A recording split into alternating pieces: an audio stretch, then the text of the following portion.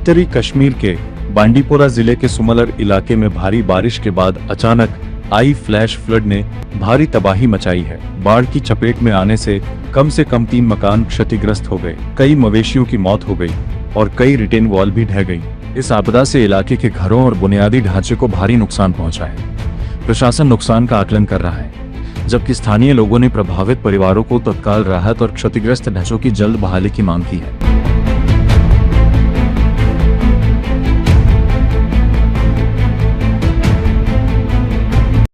सबसे पहले आपका नाम जानना चाहेंगे और कलर ब्रश की वजह से कितना नुकसान सुरेंद्र में हुआ तफसील बताएगा। औज़ बिल्लाहि मिनश शैतानिर रजीम। सबसे पहले अल्लाह पाक का लाख लाख शुक्र है कि हम पहले शुक्र सुना करते हैं कि यहाँ पे जानी नुकसान नहीं हुआ।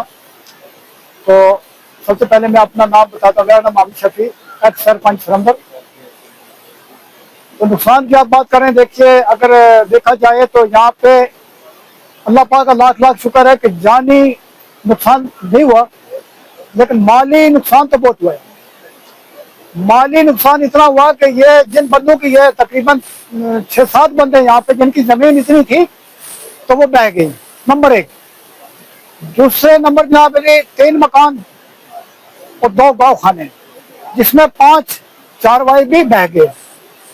तो बाकी एक जो भी जायदाद होती है अंदर मकानों में, आप देख सकते हैं, इसमें आपको पता होता है छोटा मोटा जितने भी जायदाद है वो भी मकानों के अंदर थी। तो उसमें भी कुछ हासिल यहाँ पे किसी को नहीं हुआ। तो अल्लाह का लाख लाख शुक्र है कि कल रात हमने ये इनको रेस्क्यू किया। तो वहाँ पे हमारे चौकी अफसर भी यहाँ पे आए, बड़े बहादुर जवान हैं, अपनी टीम को लेके। तो यहाँ पे उस टाइम इस टाइम तो अल्लाह का करम है, यहाँ पे बंदा इस टाइम मतलब खड़े होके एक दूसरे से बात कर रहे हैं। तो उस टाइम बाद में एक दूसरे से बंदे एक दूसरे से भाग रहे थे, इतना यहाँ से खौफ ज्यादा हो गया था। आवाज आ रही थी, खौफनाक आवाज आ रही थी पानी की। तो फिर वहाँ पे हमने उसके साथ, वो हमारे साथ खड़ा रहा, शाना बिशाना मिल के हमने इन लोगों को रेस्क्यू किया।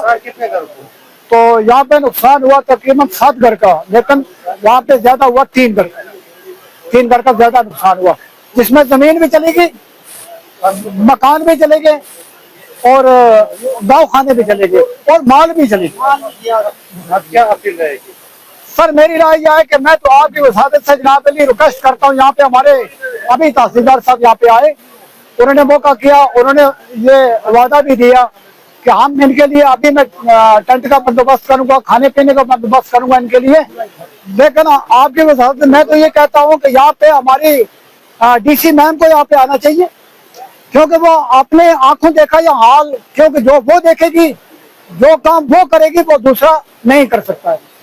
तो इसलिए क्योंकि ये बेचारे इस टाइम, और नंबर 1 दूसरे नंबर में मेरी रिक्वेस्ट ये है कि ये जो नाला आप देख रहे हैं यहाँ से, अब पहले तो पानी इसमें थोड़ा सा चल रहा था लेकिन एक साइड से, अब यहाँ पे पूरी जमीन में ये बर्फा हो रहा है। ये अगर अल्लाह ना करे और कोई तूफान आ जाए तो ये पानी दोबारा आ जाए तो फिर दूसरे जो मकान हमारे यहाँ पे बचे हैं ये पूरे इसकी जद में आ जाएंगे पूरे।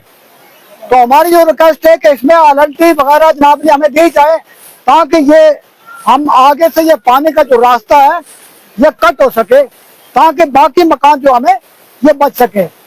बाकी तो नुकसान का जनाब हम आपकी वसादत से ये कहते हैं कि अभी अगर टेंट रहने के लिए इनको हो जाएगा, कोई बात नहीं, टेंट तो देंगे, लेकिन टेंट तब तक देंगे जब तक यहाँ पर बर्फ गिरी। बर्फ के बाद ये लोग कहाँ जाएंगे?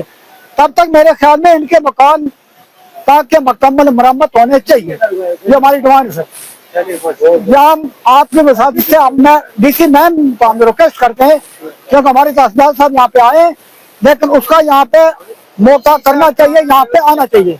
बाकी आपका आने का बहुत बहुत शुक्रिया।